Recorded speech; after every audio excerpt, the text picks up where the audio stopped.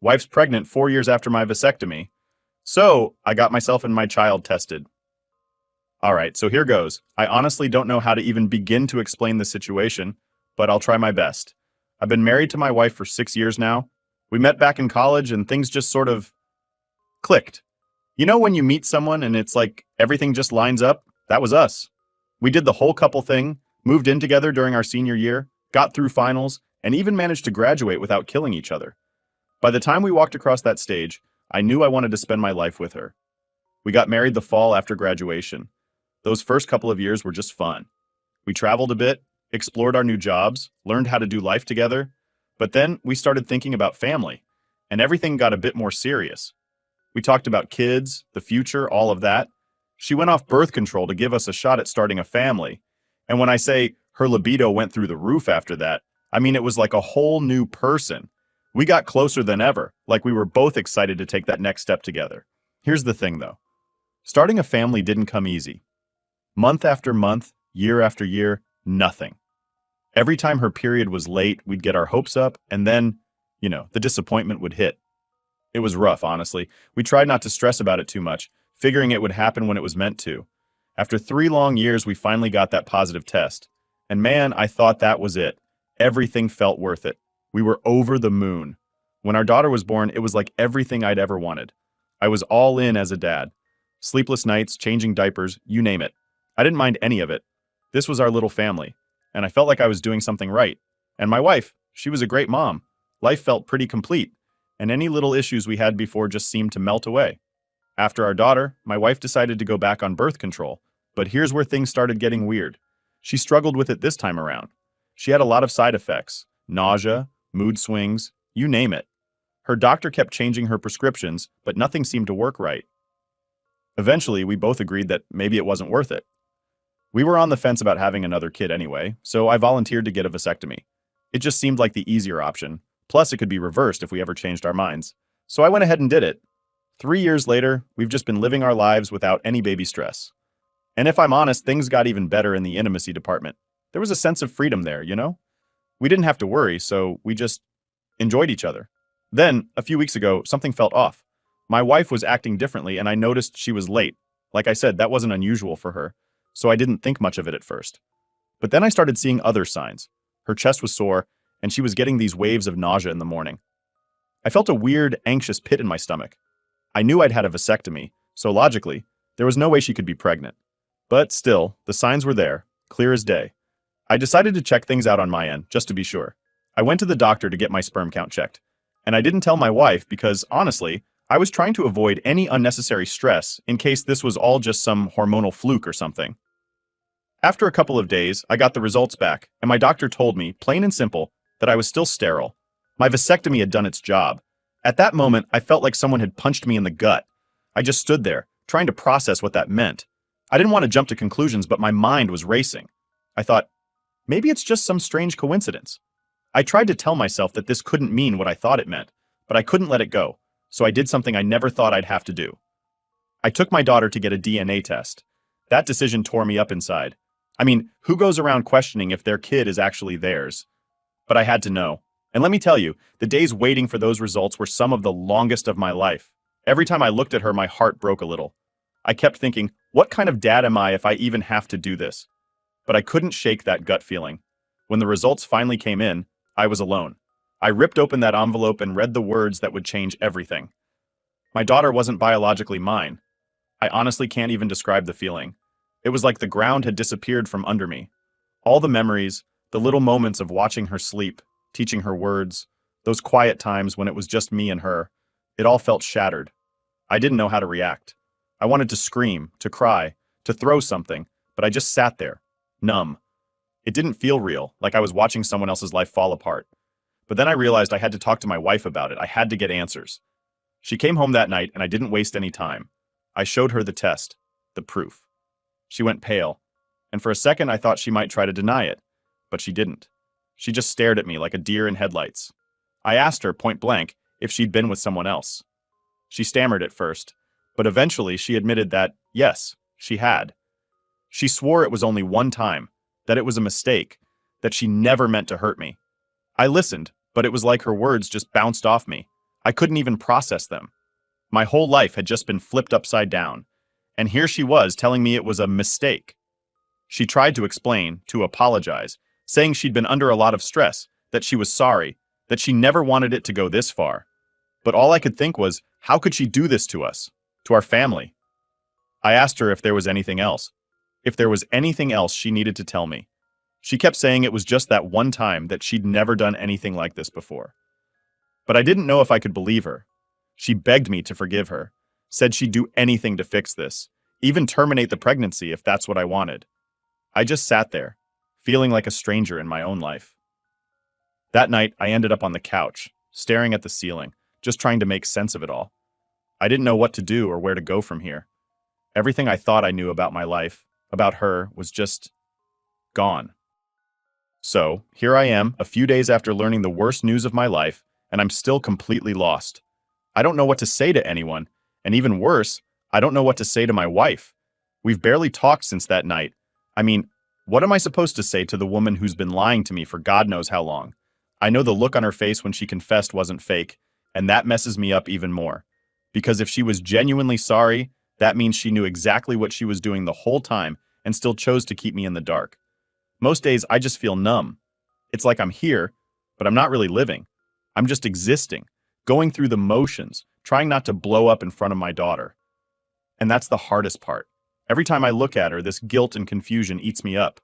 She's just a kid, our kid, or so I thought. And I don't want any of this to touch her. She has no idea what's going on, and I'm so torn about what's next.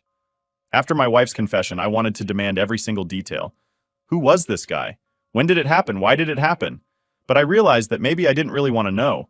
I mean, sure, I wanted answers, but there's a part of me that knows once I find out, there's no going back. Once you hear the specifics, the picture you've built of someone just disintegrates. And right now, I don't think I can handle that. My mind's already torturing me with every possible scenario, every what if. I've been keeping myself busy, though, just to stay sane. Between work and avoiding eye contact with my wife, I keep thinking about what I'm supposed to do next. Should I stay with her, work it out for the sake of our daughter? Or should I just cut my losses? It feels like both options are garbage, honestly. And yeah, maybe I'm overthinking, but what else can I do when every quiet moment just brings up more questions? The few words we've exchanged have been awkward as hell. She tries to be nice, asks if I want something to eat or if I'm okay, but it just feels wrong. It's like she's trying to put a band-aid on a sinking ship. She's been around more, hovering, almost like she's afraid I'll pack up and leave the second she turns her back. The weirdest part is, I almost feel bad for her, which is ridiculous.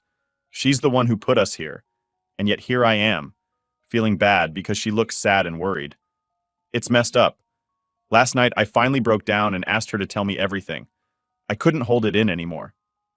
She took a deep breath, hesitated, and then started to talk.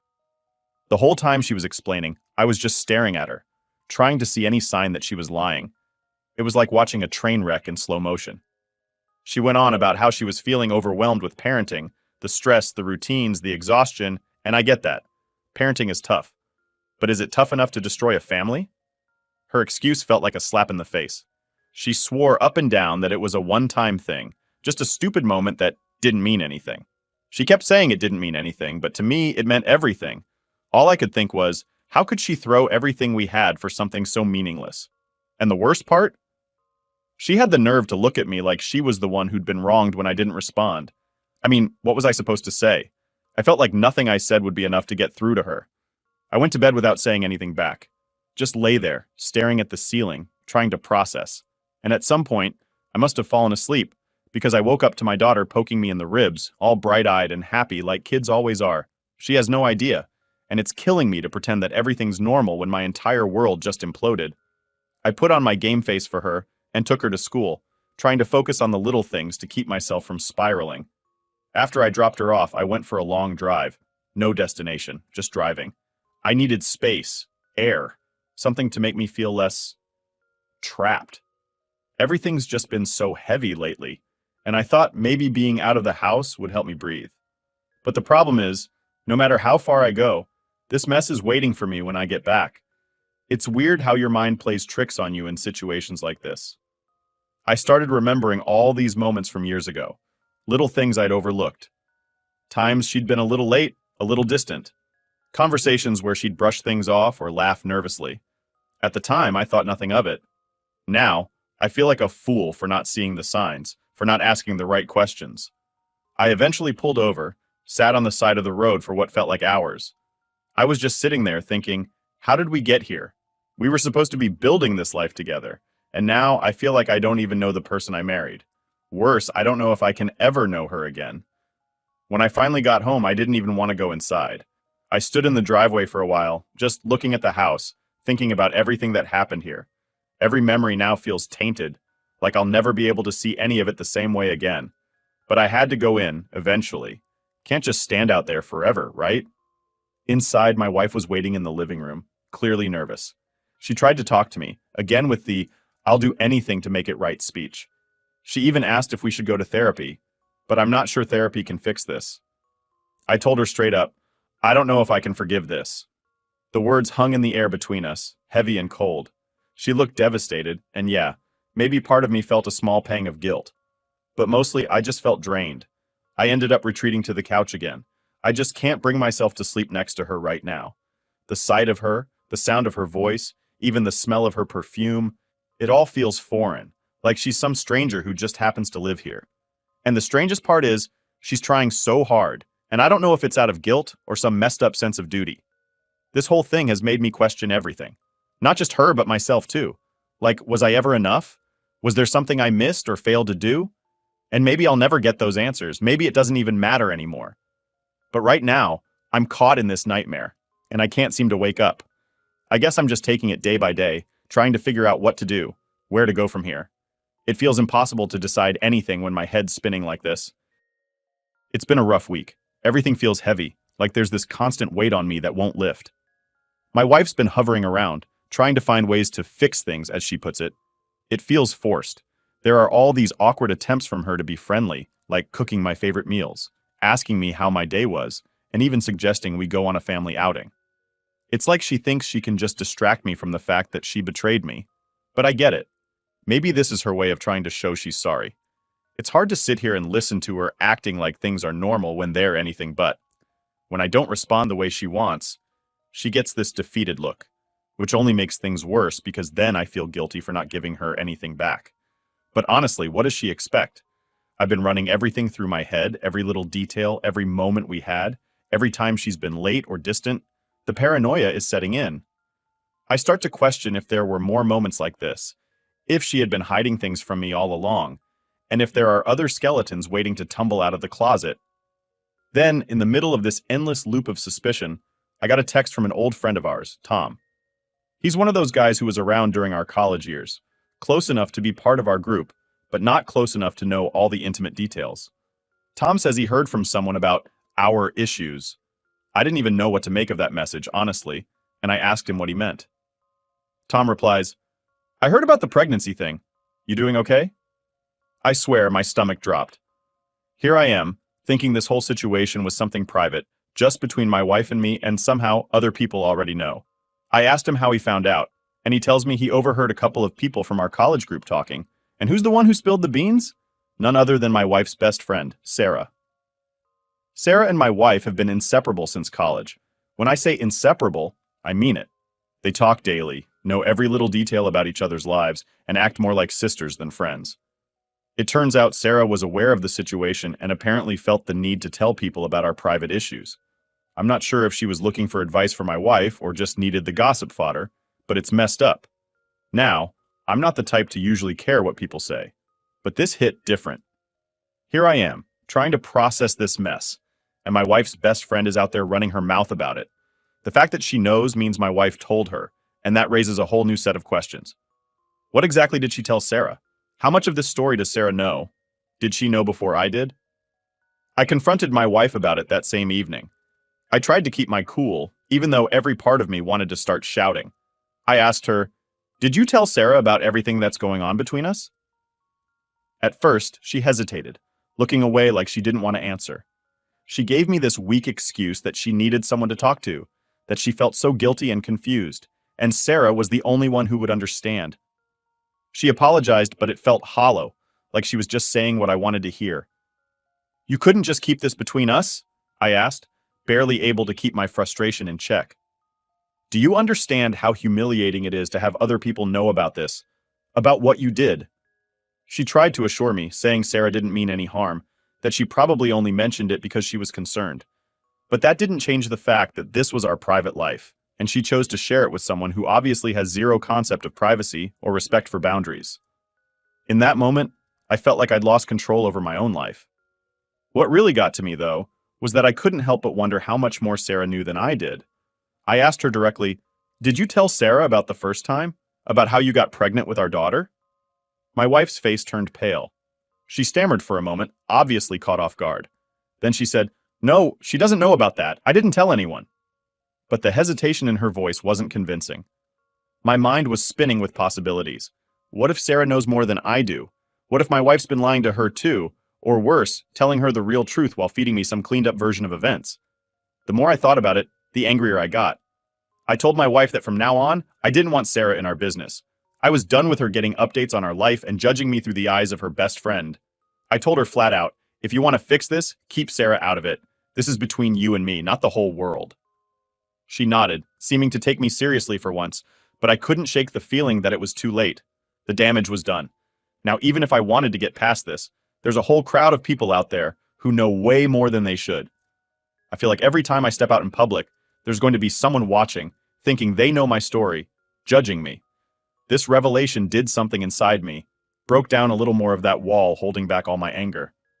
My wife's betrayal was bad enough, but realizing that my life had become some sort of twisted story for others to dissect, that's on another level. I barely spoke to her for the rest of the night. I stayed in my corner of the house watching TV on mute, just lost in thought. In my head, I was replaying all these memories of Sarah, the way she'd laugh at inside jokes with my wife, the way they'd whisper and giggle whenever they thought I wasn't paying attention. All those years, I'd thought it was harmless friendship stuff, just girls being close. Now I'm not so sure. Now I wonder if there was always more being said than I knew. The next day, I woke up feeling worse than ever, a dull ache in my chest that didn't seem to go away. I went to work and threw myself into my tasks, trying to escape, but I could barely focus. I was distracted, paranoid, wondering if everyone around me could tell I was a mess. Paranoia is a weird thing. It creeps in slowly, and before you know it, you're looking over your shoulder, wondering if people are talking about you. By the end of the day, I'd made up my mind about one thing.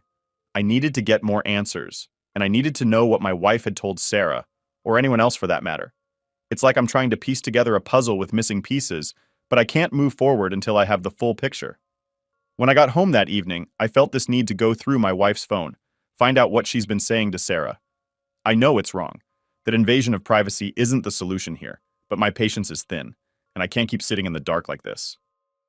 I'm not proud of what I was about to do, but sometimes desperation makes you cross lines you'd normally steer clear of. When I got home that evening, I could barely keep it together. My wife had left her phone on the kitchen counter while she was upstairs with our daughter, so I took my shot. I knew I didn't have long before she'd come back down. And yes, I know it sounds bad, but at this point, what other choice did I have? The way I saw it, every answer she gave me felt watered down, like she was holding something back. I had to know if she'd been telling Sarah more than she was telling me, or worse, if there was someone else she was confiding in. I unlocked the phone, my heart pounding like crazy. I'm not a snooper by nature, but everything about this situation felt like it had flipped my life upside down. I started with her messages with Sarah, half hoping I wouldn't find anything, half expecting to see all my worst fears laid out in black and white. I scrolled through their conversations, trying not to read more into things than necessary. Some of it was the usual stuff, funny memes, random chats about work and daily life. But then, I hit a string of messages from a couple weeks back, right around the time she'd started acting weird. It was like a slap to the face. Sarah had messaged her, saying something like, "Did you tell him yet? He deserves to know the truth." And my wife's response? She just wrote back, "I don't know how to, it would crush him." I stopped reading for a second, trying to keep my head from spinning. There was this sick feeling in my stomach, a dread I couldn't shake. It confirmed what I'd suspected all along. There was something more, and she had been hiding it. The messages went on, with Sarah basically urging her to come clean, while my wife kept saying it wasn't the right time, or that she wasn't ready. It was like watching her dance around the truth, just playing for time. Then I saw one that nearly made my heart stop. Sarah had texted, If he knew about everything, do you think he'd ever forgive you? Everything. That one word kept bouncing around in my head. What did she mean by everything? I was holding my breath, scrolling faster, looking for more. But my wife's replies were vague. She kept avoiding Sarah's direct questions, just telling her she didn't know what to do, that she was scared of losing our family. At that moment, I wanted to throw her phone across the room. I couldn't believe it. Here she was, confiding in her friend about her guilt, practically admitting there were layers to this that I hadn't even touched. And the worst part, she had no intention of coming clean unless she was forced to. Every vague reply she sent to Sarah was a reminder that she was more scared of the consequences than she was willing to fix what she broke. Just as I was about to put the phone down, I heard her coming down the stairs. I locked the phone, set it back on the counter, and tried to act casual. My hands were still shaking, though, and I'm pretty sure she noticed something was off. She gave me a weird look, like she could sense I'd done something. I just shrugged it off, grabbed a glass of water, and acted like nothing was wrong. I didn't say a word to her that night. I couldn't. Every time I looked at her, all I saw were those messages, her admissions, and the feeling that I'd been kept in the dark on purpose. I knew I couldn't let this go. But confronting her then and there without any solid proof would just lead to another round of vague answers and half-hearted apologies. I needed to come up with a way to get the truth without giving her a chance to twist things again. The next day, I decided to reach out to Sarah. I know, it sounds crazy, but she was the one person who seemed to know the whole story, or at least more than I did. If my wife was too scared or unwilling to tell me the truth, maybe Sarah could fill in the blanks. I sent her a message, kept it simple, just saying that I needed to talk about some things she might be aware of. I didn't even have to explain more than that. She agreed to meet up. When we met, Sarah looked like she'd seen a ghost. She barely looked me in the eye, like she knew that I knew more than I let on. I didn't waste any time. I asked her straight up, "What did my wife tell you? I know she's been hiding things from me, and you know what I'm talking about." At first, she hesitated. She mumbled something about not wanting to get in the middle of things, about respecting privacy, but I wasn't having it. I told her that she'd already crossed that line the moment she started discussing my marriage with other people. Her face turned red, and I could tell she was struggling to decide what to say. Then she finally cracked. "Look," she said, taking a deep breath. "She told me a lot, probably more than she should have." She went on to admit that my wife had confided in her about issues she'd been having, about doubts and regrets that she claimed went back years. And it wasn't just one incident. Apparently, there had been multiple times she'd thought about confessing, but was too scared to face the fallout. The more Sarah talked, the angrier I got. My wife had been hiding so much from me, not just this one mistake, but years of deception. Sarah kept trying to justify her friend's actions, saying she was scared and confused. But all I heard was that my wife had been dishonest for far longer than I'd realized. Sarah said something that really stuck with me. She mentioned that my wife had felt trapped at times, that she didn't want to hurt me, but felt like she was living two lives. I didn't know whether to be angry or sad at that point. Here was the person I'd built my life around, who I'd trusted more than anyone, admitting to her friend that she wasn't even happy with the life we had. As I walked away from that meeting, I knew there was no going back. Whatever version of the truth she had planned to feed me wasn't going to cut it. I needed her to look me in the eye and tell me everything, every last detail. And if she refused, well, I'd have my answer right there. When I got home, she was waiting for me. She must have sensed something was up because she immediately asked if we could talk. I looked at her, all the anger and hurt bubbling up, but I held it back. I told her, "Fine, let's talk. But this time I don't want half-truths, and I don't want excuses. I want everything. And I mean everything." She looked like a deer caught in headlights, but I wasn't about to let her off the hook. I sat down across from her, not even sure where to start. Part of me wanted to scream and demand answers, but I knew that wouldn't get me anywhere. Instead, I just stared at her, waiting for her to start talking. She shifted nervously, her hands twisting in her lap, and finally she whispered, "I don't even know where to begin." I wasn't in the mood for games. "Then start with what you've been hiding. No sugarcoating, no holding back. I'm done with half-truths." She looked down, her fingers fidgeting with the hem of her shirt.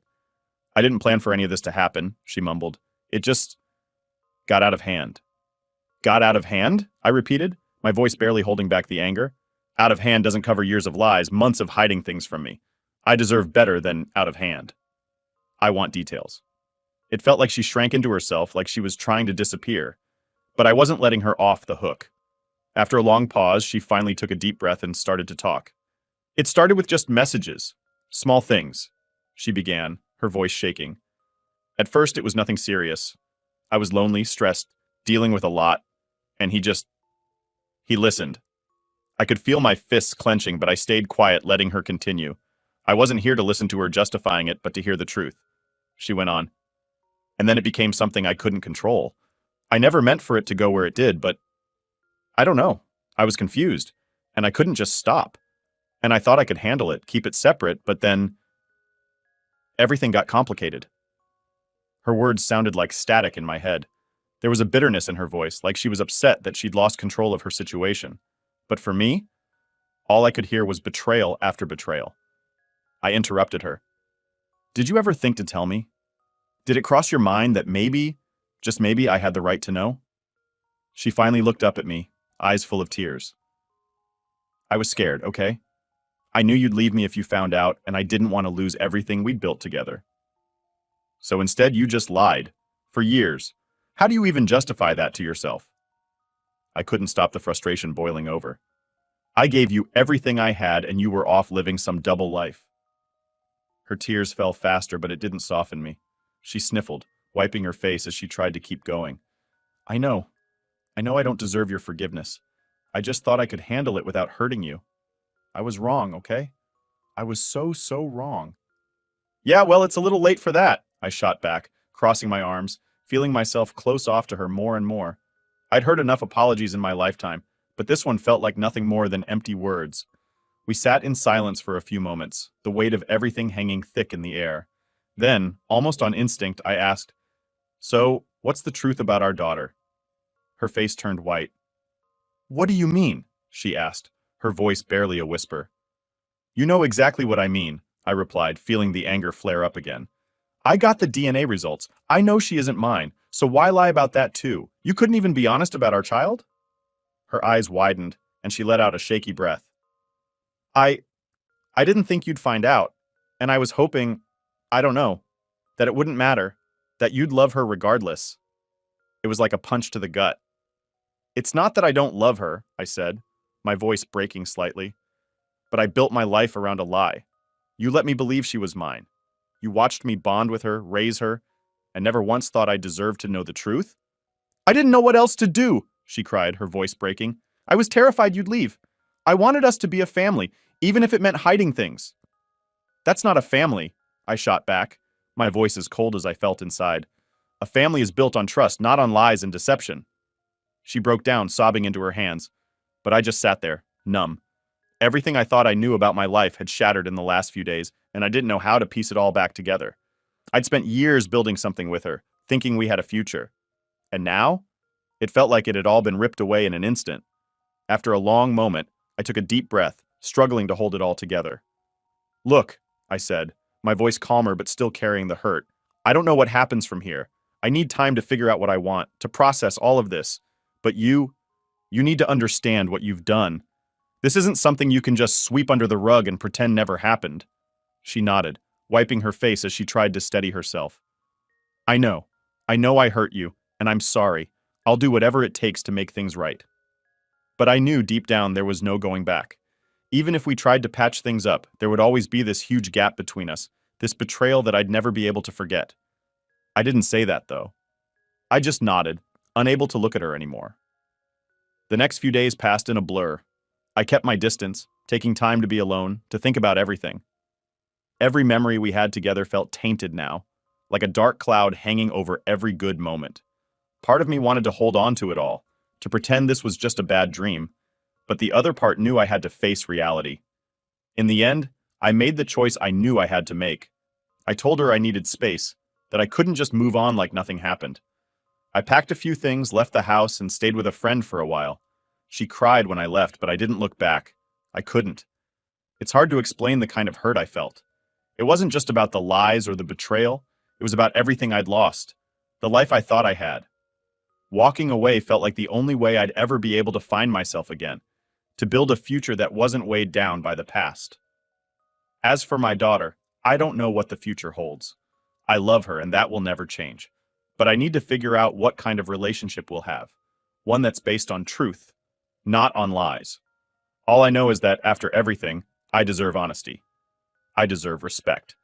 And maybe someday, I'll find someone who values those things as much as I do.